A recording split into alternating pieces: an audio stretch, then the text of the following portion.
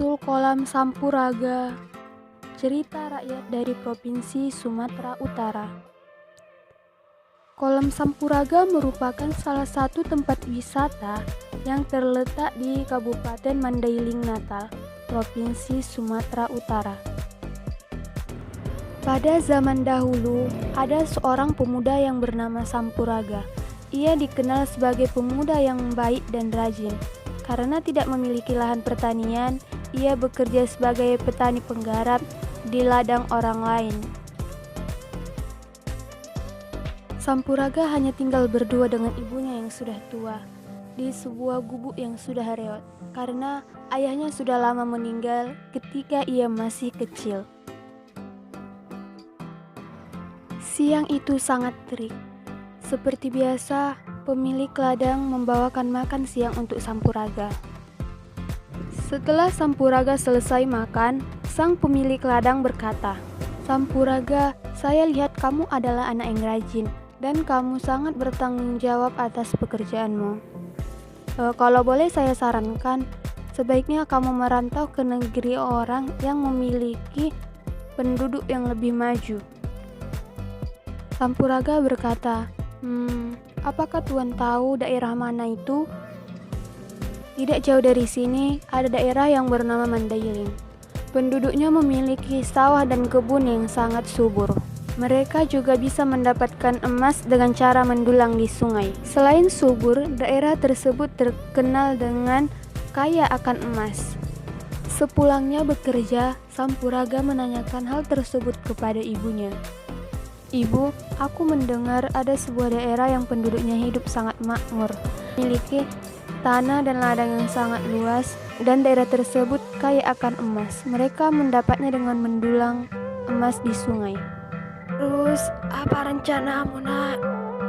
"Ibu, aku bermaksud untuk merantau ke daerah tersebut.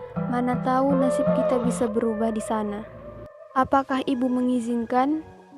"Baiklah, Sampuraga. Demi masa depanmu, ibu mengizinkan.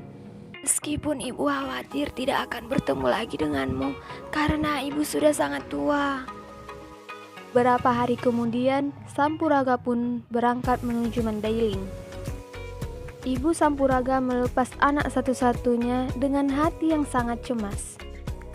Setelah berjalan seharian penuh, akhirnya Sampuraga bertemu dengan daerah yang memiliki sawah yang sangat luas.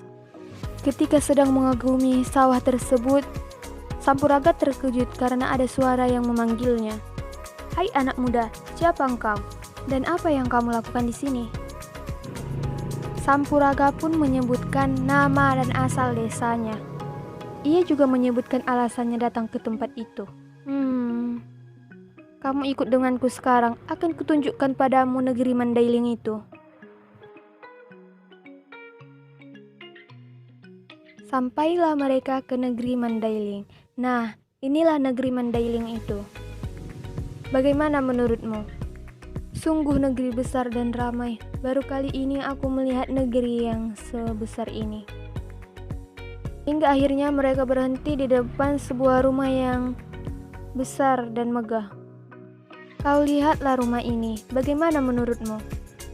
"Sungguh rumah yang sangat besar, indah dan mewah. Rumah siapakah ini, Tuan?" "Ini adalah rumahku." "Wah, benarkah? Pasti Tuan adalah seorang saudagar yang sangat kaya raya." "Ah, biasa saja. Aku hanya pedagang kecil-kecilan dan memiliki beberapa petak sawah. Tempat kita berjumpa adalah sawahku. Nah, sekarang masuklah ke rumahku. Aku memiliki beberapa makanan dan minuman. Semoga engkau menyukainya." "Iya, Tuan. Terima kasih banyak." Orang yang ditemui Sampuraga di pinggir sawah tersebut merupakan orang yang sangat kaya raya. Sampuraga juga sangat heran. Meskipun ia sangat kaya raya, namun ia tetap rendah hati. "Sampuraga, bukankah kamu datang ke negeri ini untuk mencari pekerjaan?" "Iya, Tuan. Saya ingin bekerja untuk membahagiakan ibu saya di kampung." "Kamu adalah anak yang sangat berbakti. Bagaimana kalau kamu kerja di tempatku ini?" "Wah, benarkah, Tuan?" Ya, tentu saja. Jika kamu rajin dan dapat dipercaya, saya akan menaikkan gajimu.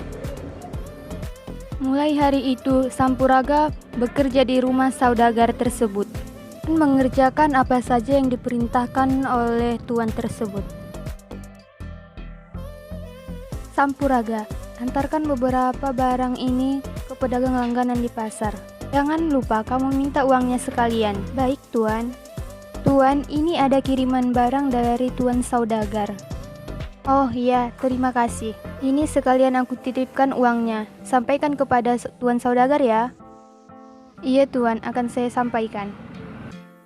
Sampuraga, apakah barang tersebut sudah kamu kirimkan? Sudah tuan. Ini uang yang diberikan pedagang tersebut. Baiklah, terima kasih. Sama-sama tuan. Anak itu sepertinya bisa dipercaya. Keesokan harinya, saudagar itu menyuruh Sampuraga mengantarkan barang dagangan ke pasar. Sampuraga memang sangat bisa dipercaya, sehingga sejak hari itu Sampuraga memiliki tugas mengantar barang dagangan ke pasar. Sampuraga, kamu memang seorang pemuda yang rajin dan tekun, dan juga seorang pemuda yang dapat dipercaya. Nah, bagaimana kalau aku memberimu sejumlah uang untuk modal berdagang? Sampuraga tidak melewatkan kesempatan itu. Dia pun menerima modal bantuan dari saudagar dan digunakannya untuk modal berdagang di pasar. Usaha Sampuraga berkembang pesat. Keuletannya dalam berdagang membuatnya mampu menjadi seorang saudagar yang kaya. Dalam beberapa tahun saja, Sampuraga sudah memiliki rumah yang besar walaupun tidak sebesar rumah saudagar. Sampuraga, hasil kerja kerasmu tidak sia-sia. Sekarang kamu sudah memiliki rumah yang sangat bagus. Ini semua berkat bimbingan dan bantuan dari Tuan. Nah, ada hal penting yang ingin aku sampaikan. Anakku hanya satu dan seorang perempuan. Bagaimana kalau aku nikahkan kamu dengan anakku? Sampuraga pun menyetujui hal tersebut. Hari pernikahan segera ditentukan. Beberapa hari sebelum pernikahan, banyak aktivitas yang dilakukan di rumah saudagar untuk menyambut pernikahan. Pernikahan tersebut tersebar luas hingga sampai ke kampung Sampuraga. Pemilik ladang yang pernah menjadi majikan Sampuraga pun memberitahu kepada ibu Sampuraga. Nenek, apakah kamu sudah dihubungi oleh Sampuraga? Bukankah ia akan menikah dengan putri saudagar yang ada di Mandailing? Benarkah? Aku sama sekali tidak mengetahuinya. Lagi pula, apakah benar yang kau maksud itu adalah Sampuraga? Tentu saja, Nek, karena wanita yang akan dinikahi Sampuraga adalah anak dari saudagar kaya yang ada di Mandailing. Sayangnya pemilik ladang tersebut, ibu Sampuraga selalu termenung. Kalau memang Sampuraga yang menikah, tentu saja dia sudah mengabariku. Atau apakah dia sudah lupa kepadaku? Sebaiknya besok aku datang saja ke Mandailing untuk memastikannya.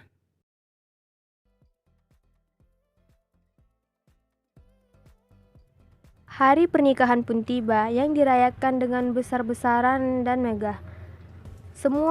Hampir semua pedagang kaya diundang ke pernikahan. Sementara itu, ibu Sampuraga yang berasal dari kampung sudah sampai ke Mandailing. Ia terlihat sangat letih karena berjalan jauh. Ia pun bertanya kepada orang, di mana tempat pernikahan Sampuraga. Akhirnya, ibu Sampuraga menemukan tempat pesta pernikahan. Dia melihat dan memastikan apakah benar itu Sampuraga anaknya. Sampuraga, kenapa tidak memberitahu ibu kalau kamu menikah? Semua undangan terkejut karena melihat perempuan tua memanggil Sampuraga. Kamu bukan ibuku, ibuku sudah lama meninggal. Pengawal, bawa perempuan tua ini pergi dari sini. Alangkah terkejutnya ibu Sampuraga. Ia tidak menyangka anak sematawayangnya berbuat seperti itu. Nah, perempuan tua, kamu tinggal di sini saja. Jangan kembali ke pesta pernikahan Tuan Saudagar. Kalau masih keras kepala, kami tidak akan segan-segan berbuat kasar kepadamu. Di tempat yang sepi itu, Ibu Sampuraga hanya bisa menangis melihat anaknya mengingkarinya. Di tengah kesedihannya yang memuncak, Ibu Sampuraga pun berdoa, "Ya Tuhan, kenapa anakku bisa menjadi durhaka? Berilah pelajaran kepadanya karena telah durhaka kepada ibunya." Tidak lama setelah itu, terjadi gempa yang sangat dahsyat. Semua yang hadir di pesta pernikahan itu panik dan berlari menyelamatkan diri. Sayangnya, tidak ada yang selamat dari gempa tersebut. Bahkan, tempat pesta tersebut benar-benar hancur dilanda gempa dan berubah menjadi kolam yang airnya panas. Kolam tersebut sekarang dikenal dengan Kolam Sampuraga, sebagai pelajaran bagi semua orang agar tidak durhaka kepada ibunya. Sedangkan Ibu Sampuraga yang sedih akan sikap anaknya, sekarang pulang ke kampung halamannya untuk melanjutkan kehidupan selanjutnya.